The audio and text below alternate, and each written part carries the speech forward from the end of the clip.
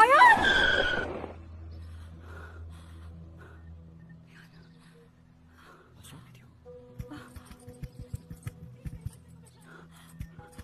Ayan, let's not go. Where is he?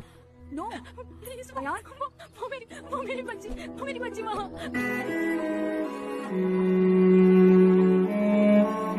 ಹುಡುಕಿದೆ ಹೆತ್ತ ಕಂಗಳು ಸ್ವರ ಸೇರಲು ಮನ ಮುಗಿಲು ನಾಜಿನುಗೆ ಬಂದೆ